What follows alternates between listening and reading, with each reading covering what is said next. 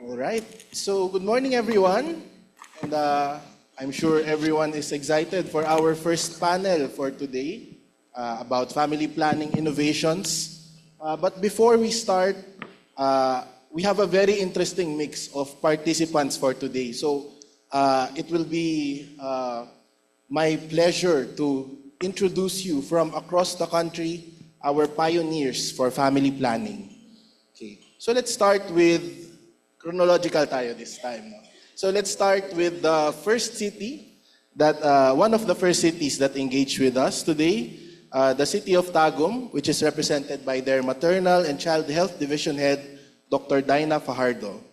Doc Dina is a pediatrician and a public health leader who over 2 decades experience work in international NGOs, including the World Health Organization. She has since brought her passion for strengthening health systems and equitable health care to the mothers and children of Tagum City. So let us all welcome Doc Dina. Thank you, Doc Alphonse. Good morning, everyone. Okay, next. Medyo malapit lang, no? Also hailing from the south, from General Santos, we have Ms. Judith Catalan Hanyola, City Population Management Officer. Si Ma'am Juday is a true-born daughter of Jensan who rose from the ranks and is now the City Population Office Manager. She is a population expert, and she developed the population management strategy of the city. In fact, her thesis on the NGO-LGU collaborative approaches for FP implementation serves as the backbone of the strategy. So, magandang umaga po, Ma'am Judith. Magandang umaga, maayong aga sa ato nga tanan. Yeah, so talon naman tayo sa Luzon. One of our partners from the Bicol region, we turn to their city health officer from Iriga City, Dr. Ronald Perenya. So Doc Ronald has had many hats to fill. He's a medical technologist, an internist, a member of the Brotherhood of the Christian Professionals and Businessmen, and the Association of Municipal Health Officers, Bicol Region President. But now, he joins us to advocate for developing an honest-to-goodness health system that serves the community at large. So we're glad you can join us. Marhay nga aga, Doc Ronald. Maray na aga man po, sir, and to everyone. Good morning. Good morning. Okay. Medyo tatalon ulit tayo sa Mindanao this time. We go back to hear from Isabela de Basilan, represented by Ms. Bernardita Hontucan, maternal, newborn, and child health nurse coordinator of the City Health Office. So si Ma'am Penchi here has been a very experienced health professional with close to 3 decades experience working as the chief nurse of the Zamboanga Children's Hospital, a public health nurse, and the former chair and member of the board of the Philippine Red Cross. She embodies her compassion and commitment in serving the people of Isabela de Basilan. Buenos dias. Buenos dias a todos from the happy city of Isabela. Yes. Napapractice ang aking dito, no? Translation. And of course, our last, the latest to join us, but certainly not the least in terms of achievement, we turn to our friends from Lapu-Lapu City, represented by Ms. Ivy Amistad, Program Coordinator of the Safe Motherhood, Adolescent Health and Development, and Family Planning Program of the city. That's 3 programs in one. She has dedicated 25 years of public service, sharing her heart and expertise to strengthen the family health in the city of Lapu-Lapu. Maayong buntag, Ma'am Ivy. Okay, it's a pleasure to be here, though quite nervous. Maayong buntag ka na tong tanan. Magandang umaga po sa ating lahat. Yan. So again, before we start, palakpakan po natin lahat ng ating mga pioneers and champions from across the country. So I want this to be a little bit more conversational. No? Let's make it more casual. Let's make it more informative. So I invite you to respond in the language that you feel most comfortable. I myself, magtataglish na lang po tayo, no? Opo.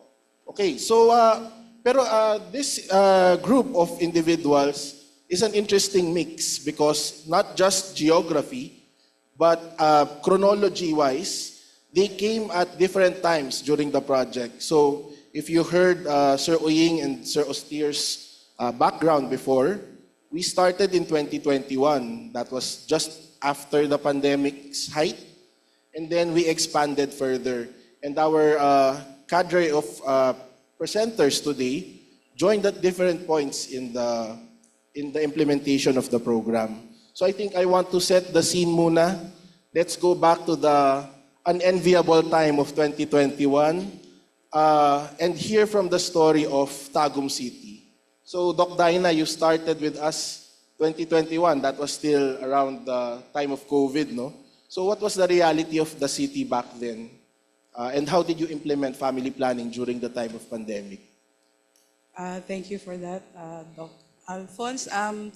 Yeah, we started, or Tagum City started the engagement with TCI in 2021, where, yeah, it was just after COVID, no? So during that time, we had low output or low distribution of supplies for family planning commodities. Hence, we partnered with TCI. So at that time, our modern CPR was 35%. And a lot of activities were going on since then with budget provided to the CLT or the city leadership team. And, but we highlighted some of our activities, rolling out our activities at the community and school level. So we developed, our youth became leaders through Usapang Youth. So that's one. And then our men became champions through the Mr. God, or Men's Responsibility on Gender and Development, and PEGAD, or Parents in Education on Gender and Adolescent Health, sharing the family planning into a shared responsibility among the families. So from then on, for 5 years, our modern CPR became 45% from 35% in 2021. That's it. Okay, so that's a change from 25% to 35%. That's almost 10% increase. And they continue to deliver the services even during pandemic. I'd like to hear also from the other pandemic batchmate. Ma'am Juday, same question. What was the landscape back then during COVID? Well, initially the reality is in 2021 we've got 31% in modern CPR. In 2022 it went down to 25%. So we have all of those data generated, and our dilemma is the high number of individuals per household due to limited access to family planning kasi nga na-contain, and because also others are nahihiya po na lumapit sa ating service areas, no? And some are also migrants who just traveled here in General Santos City for a better living. And so we formed a policy. We crafted and enacted Executive Order 95-A, series of 2023, and it is entitled the City Family Planning Itinerant Team, to serve as the city's technical working group on all concerns involving family planning, from service delivery to data accuracy, and cleansing also, no? That's basically the CLT itself. And it is composed primarily of the City Health Office. Of course, the head is here with me, also Dr. Elaine Calonzo.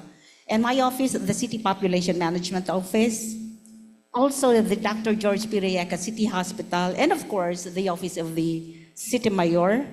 And the partner NGOs, specifically the Zuling Family Foundation and the Challenge Initiative and other partners, NGO partners.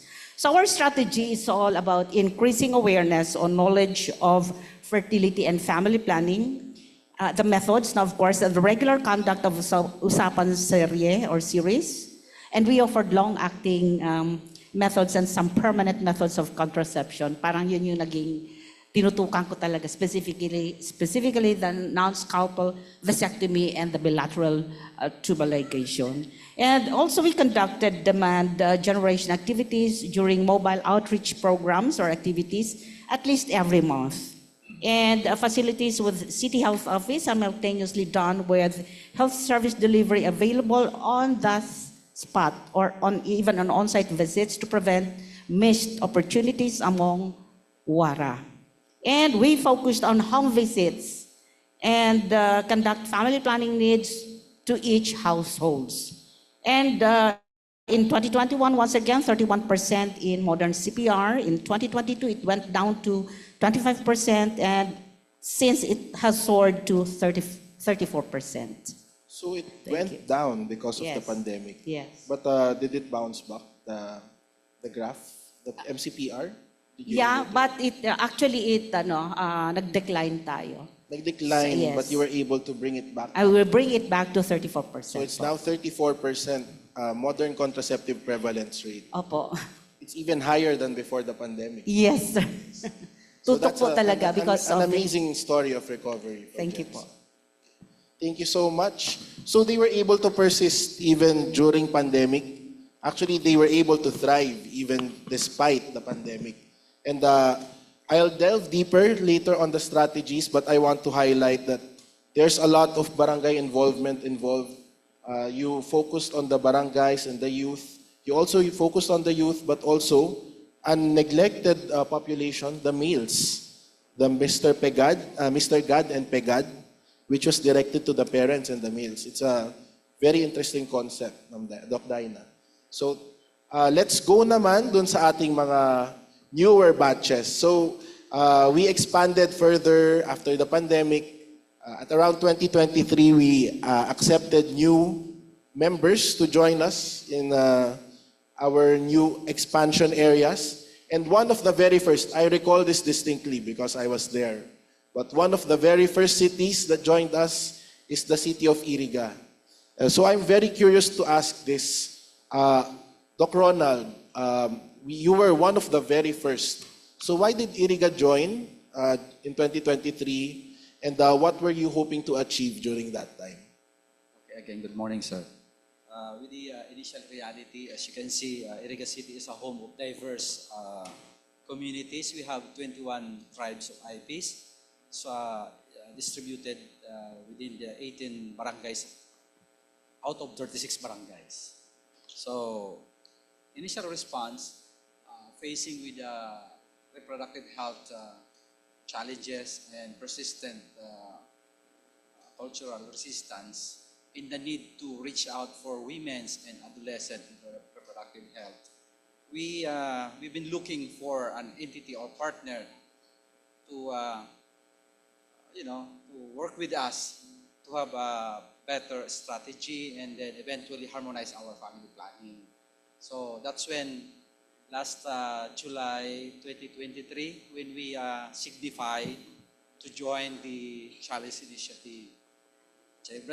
From then, we immediately approved the mayor in executed an executive order of Executive Order 20, Series 2023, which is the creation of the Iriga City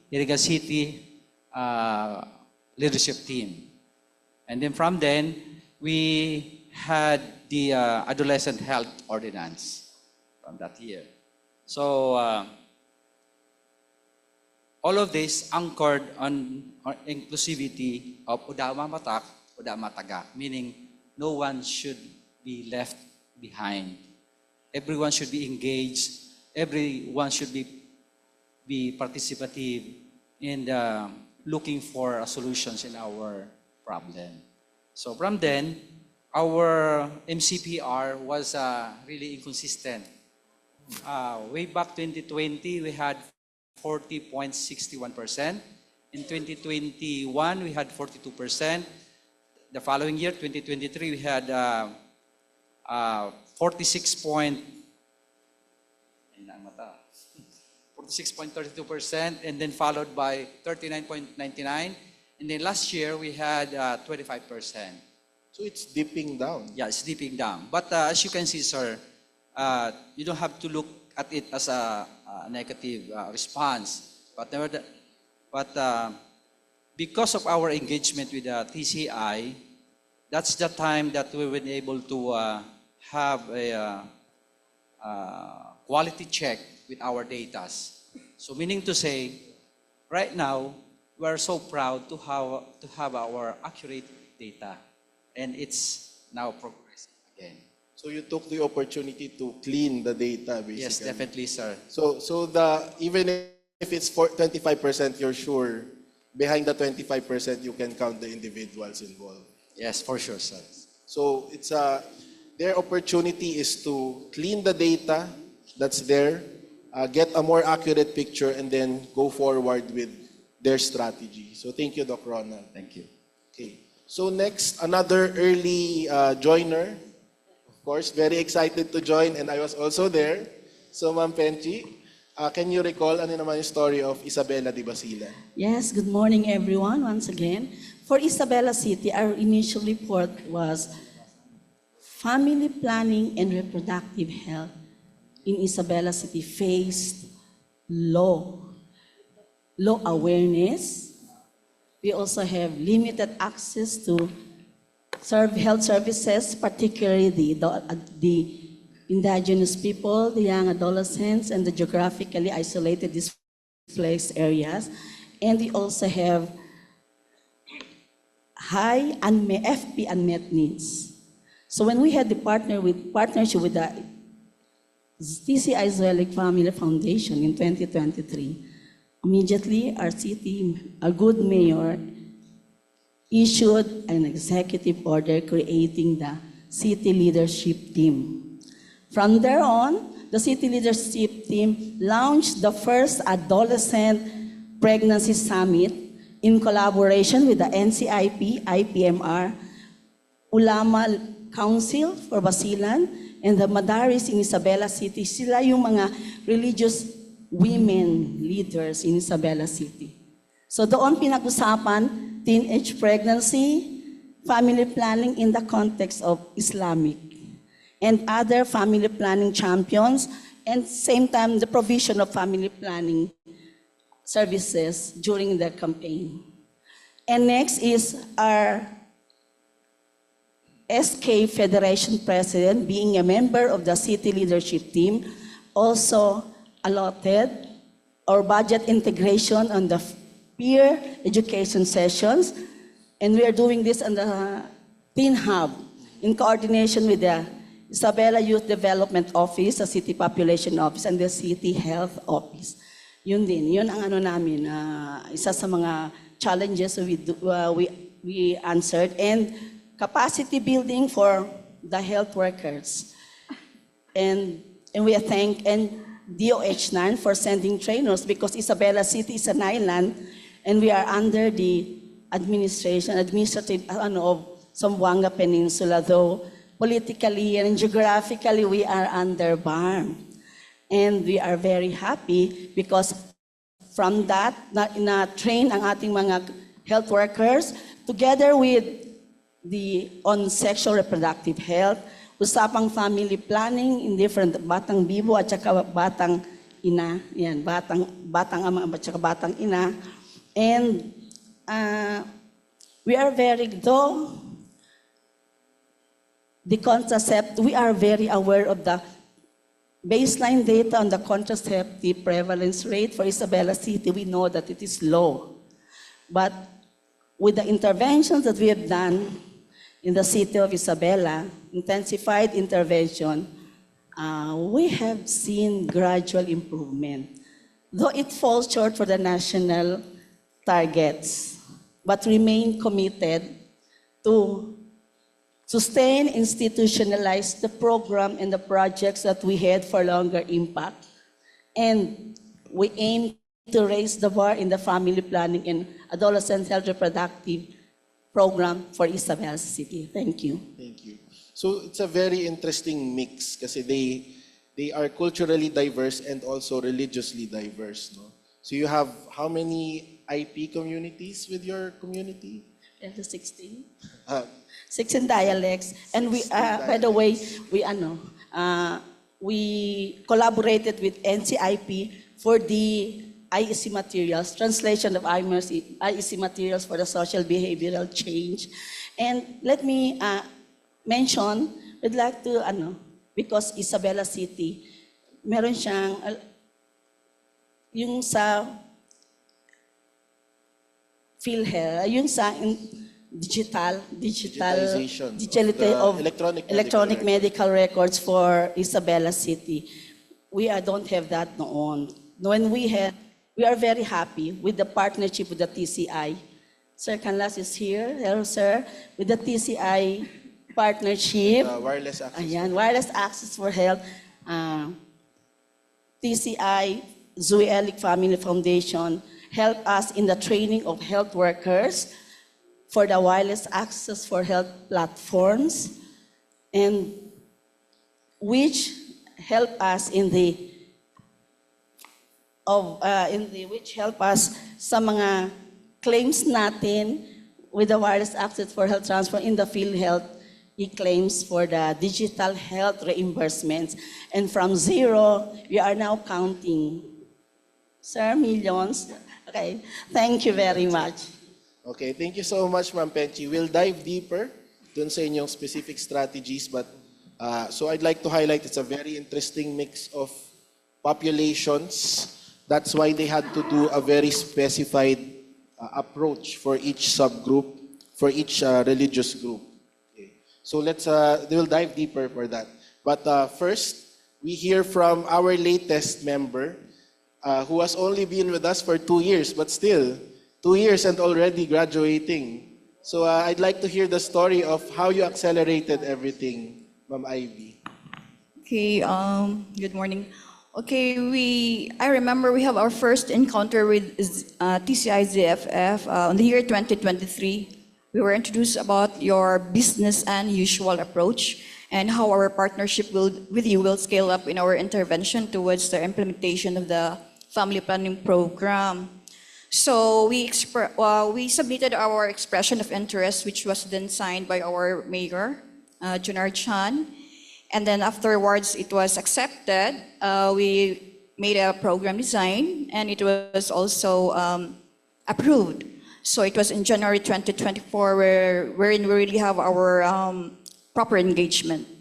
Then our city leadership team was formed, and this team is composed of the mayor is the chairperson, but it includes the key stakeholders for the FPRP program and the adolescent health also. So it will include the LIDO, the SK, CSWDO in partnership also with DepEd, DILG, the 2 hospitals, and with CPD and DOH and CHO.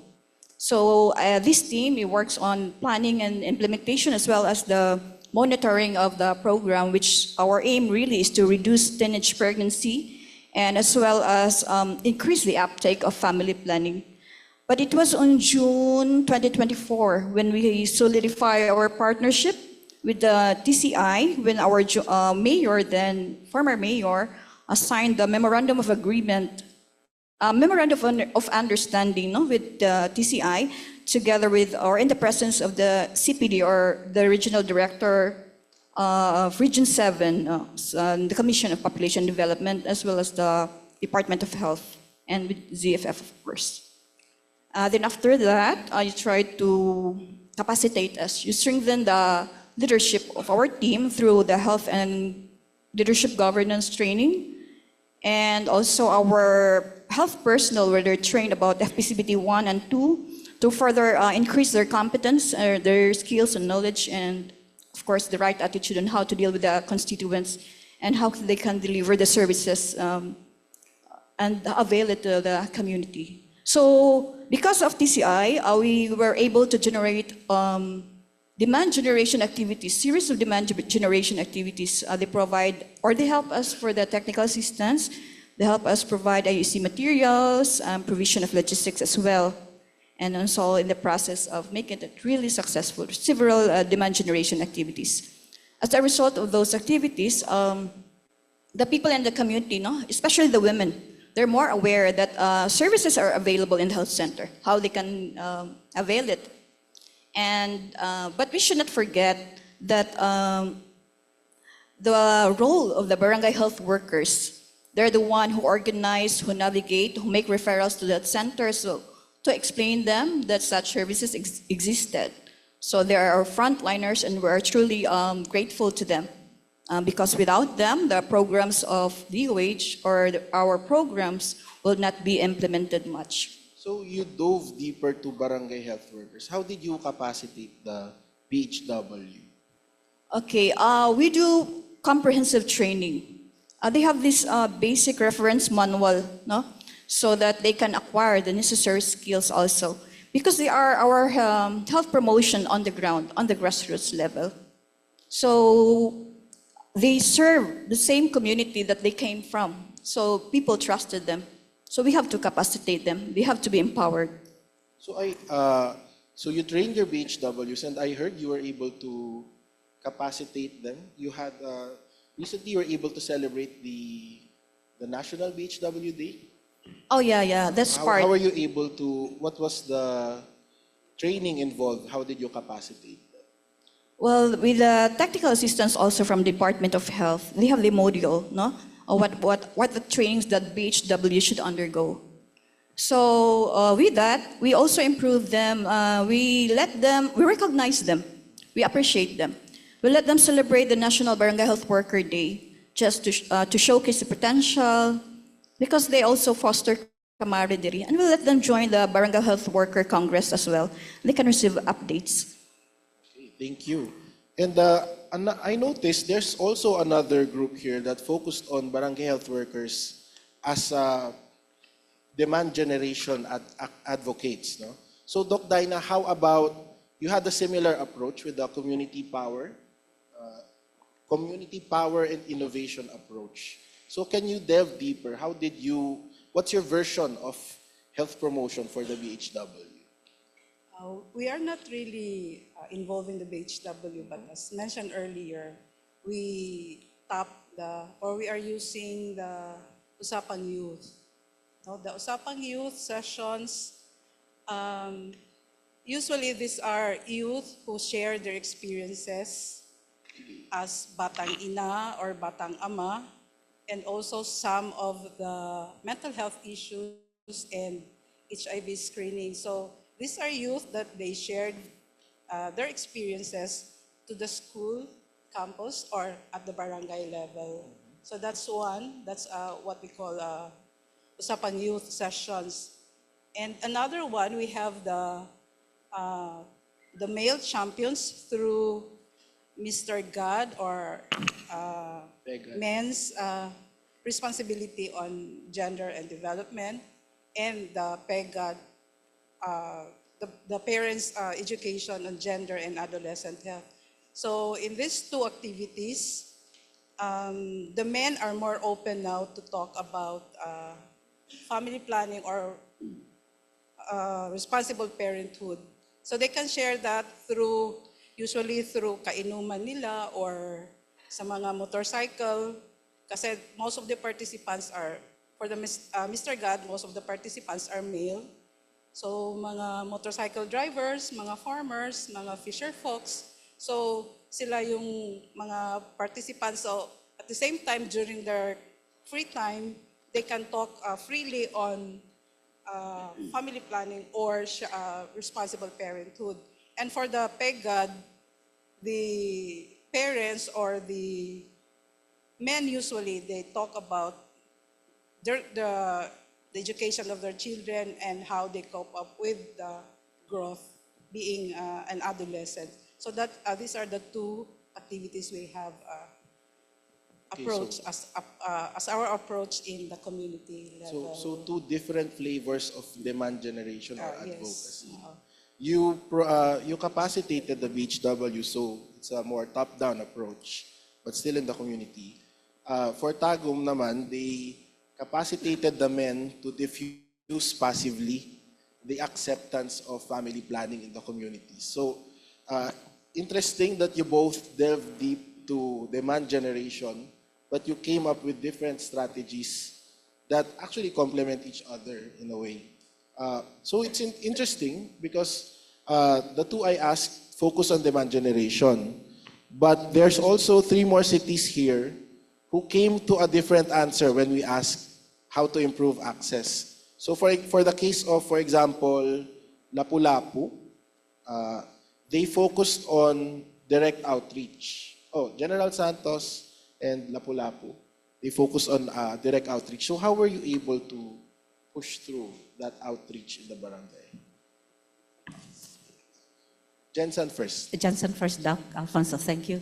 If I may share with you, talagang grabe ang aking motivation to convince male clients namin for non-scalpel vasectomy, NSV po.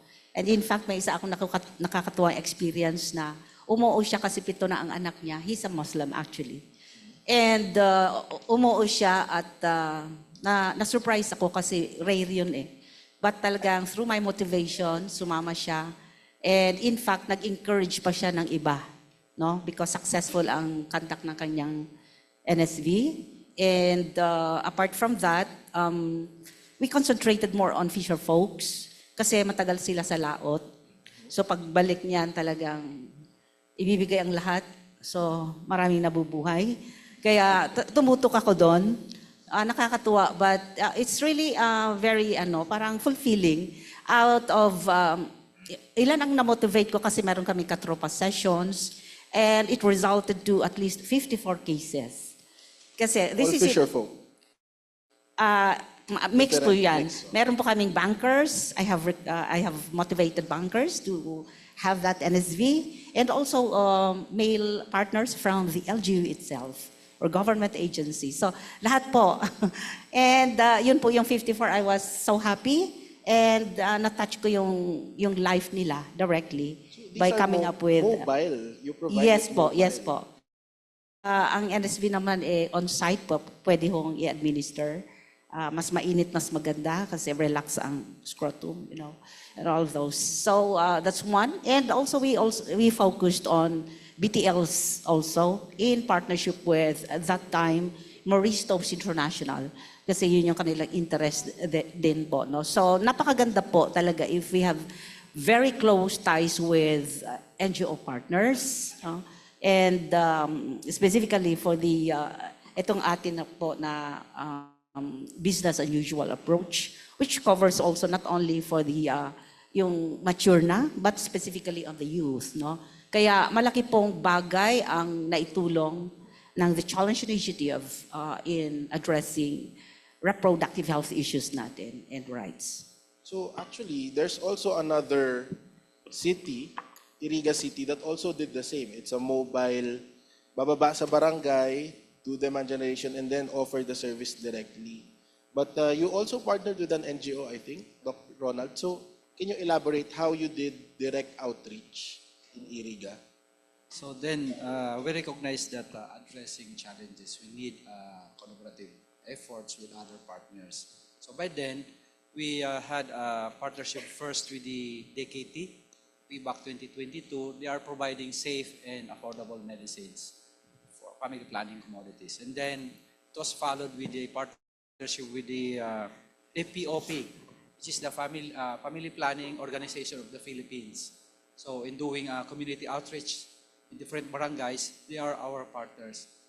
And then thirdly, we had a partner with our POGs and Society of OBGYN. And then lastly, with the provincial office. We did a lot of joint family planning outreaches and mega health caravan.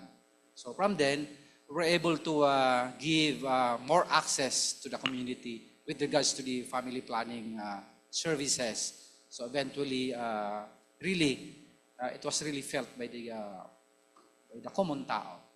So your direct outreaches, did you cover all barangays or did you specify the specific groups, the IP groups of Iriga for this approach? Yeah, we have an piloting with the IPs, of course, since yun nga, medyo mga mahihain sila. So we really did an extra effort to really make them engage with our new approach. So, but then we also give services to other stakeholders within our city. So it's interesting because AGTA, the IP of Iriga is AGTA, right? Yes. Okay. So what's the nuance? How different is it to do demand generation and direct outreach to the AGTA community? So, first and foremost, you have to gain their trust before you are able to proceed with your plan. And then we need to make them realize that we were really serious with them. And we tend to talk a lot with their leaders in the community, in their tribes. And then eventually we're able to, what do you call this one? Make one of their chieftain, we're able to understand the importance of the family planning. And eventually, siya mismo nagpalagay ng implant. Nagpa-implant? Yes. The chieftain of the AGTA? Chieftain, one of the chieftain of our barangay. If I remember it right, that's Barangay Santa Teresita. That's Chieftain Lumabe. So from then, nakita siya ng mga IP members the benefits of that modern family planning. So it speaks for itself. Mas gumaan po ang effort namin sa pagpaliwanag, pag-convince sa mga kapatid nating IPs. So you're able to involve the chieftain to be the role model, the champion. Yeah, precisely. Okay, that's very interesting. So normalization through addressing the key stakeholders of your IP groups. If you can get their buy-in and they get the support, they actually pull on more members to normalize the experience. So it's interesting because you have the AGTA, you have the Yakan, the Samabadjao. How different were you able to, because you also did outreach and demand generation with the IP. So how did you go about with your IPs in Isabela de Basilan? Yes, for Isabela City, we didn't just focus on the IPs, but also the religious groups, the ulama councils, the madaris councils, and we trained them on the role on marriage during the first adolescent pregnancy summit. We do also include Muslim religious leaders during the PMOC, your pre-marriage orientation councils for Islamic marriage counseling. And one of the flagship for Isabela City is the health promotion. We are very lucky we have the local radio station manned by the LGU in partnership with the National Nutrition Council. We were given 3 time slots for that, Bongga ang Isabela City. We have the FP on the go, Nutrition on Air, and Dapat Healthy Para Happy, where we were able to give awareness information, this factual information to our constituents with reach of 3,000. So it's not only for Isabela City, but as far as other neighboring municipality and even in some other barangays in some Zamboanga City. You were able to diffuse it and in different languages, dialects also. So I noticed you were able to translate Yeah, the we actual do material. translation of materials to different dialects. So how do in you, partnership how do with you the local. translate the material? Meron tayong mga experts on that. We partner with them. Tinutulungan nila kami for the translation of the materials for social behavioral change. This is the NCIP? NCIP, partner namin yan because kasama sila sa city leadership team and at the same time sa local health board team namin, kasama si NCIP. So there were, you translated the material. Yeah. Why the need to translate the material? Why do you think it's important? Because ang Isabela City, marami silang katutubo. They don't understand. They have to go down sa level nila para maintindihan nila what you wanted to impart to them. Thereby, we will have good outcomes, health outcomes with that. Maintindihan nila ano ang pinagsasabi natin, what you wanted to impart to them. So there are Merong nuances social that behavioral you can only changes din. describe Yes. by going to the language. Yes. One of the greatest impact in mobile outreach and integration of family planning. Good thing with the launching of the Puro Kalusugan, with the FP interventions in the 45 barangays. By the way, we have 45 barangays in Isabela City. Kasali si FP interventions, and we have seen tumaas ang ating uptake and access for family planning. Okay, so I think one curious question that I have, and I think a lot of you, how about the Muslim communities? Kasi there's a prevailing idea that there's resistance. How do you penetrate the Muslim community to deliver outreach? In delivering the service, in delivering this outreach, mobile service outreach to these people, we partnered with the local community leaders kasi sila yung nagagay sa ating mga, they believe on them, community local leaders, even the head of the family. So they believe on them. Ito muna ang tutukan natin. So if you para engage the head, yes, that's the chieftain or the chieftain, the imam? the imams, even the women Muslim leaders, we already have that. We call them the madaris in Isabela. And good thing, our rural health physicians is para siya yung chairman, president on Isabela City. Okay, thank you so much, Ma'am Penchi. So it's interesting because if you zoom out, no, we started the engagement with just the question of leadership. And we challenged all of our cities with just one question: how do you improve access? And they came up with different answers. Some focused on demand generation, like Tagum, like Lapu-Lapu. Go to the volunteers, get your BHWs, normalize the experience. Some went to the specialized IP groups, get your chieftain, get him to model, get her to model. Get your access the Ulama Council, access the tribal chieftains, normalize the approach on that level, and then deliver the outreach directly, like what you did. You delivered the demand generation, and then orada dun din, no? Binigay nyo rin yung ano. So different versions, but there's a definite component of demand generation feeding towards service delivery. Okay.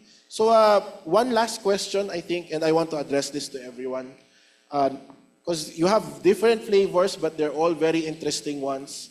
Now that you've heard from the innovations of each other, what do you think are you more interested in applying, and what do you think can you push further as a new innovation in your area?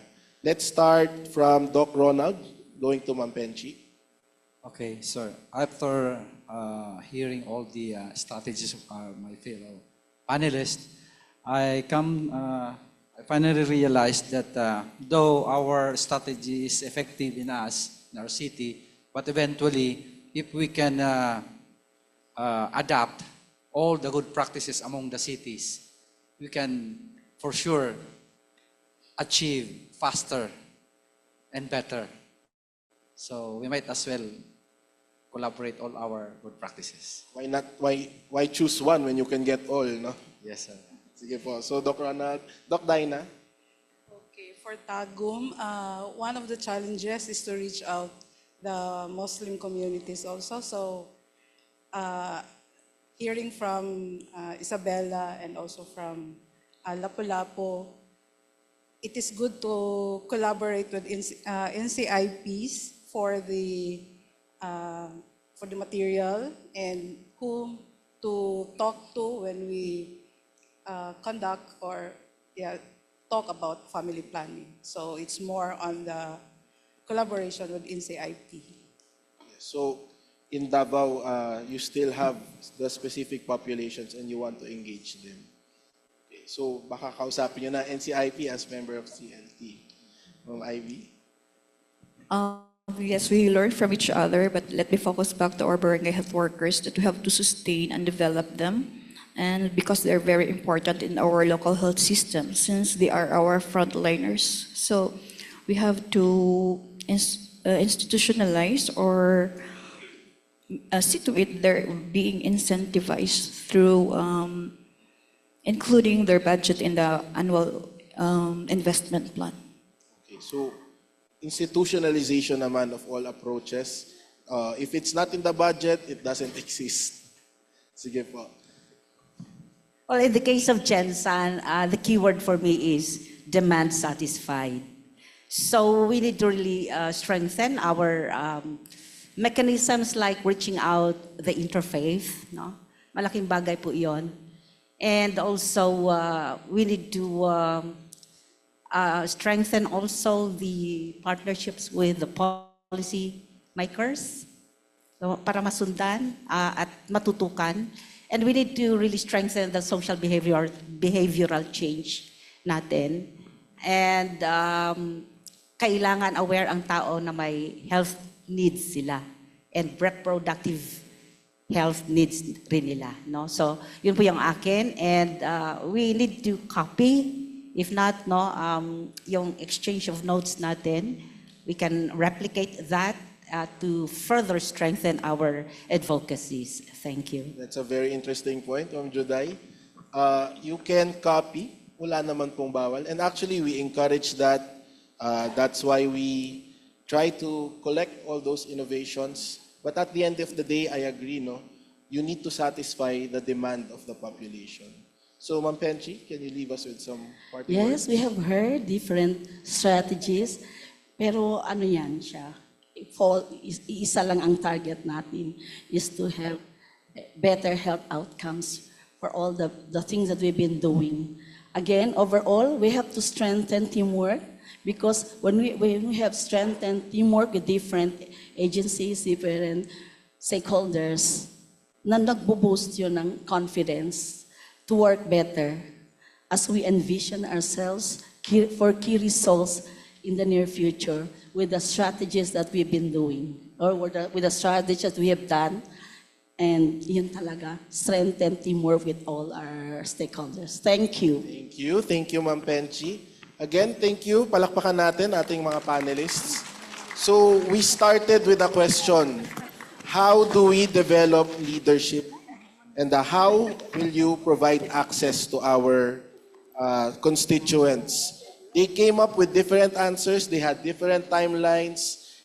They had different strategies. They developed different innovations. But they all led towards one goal.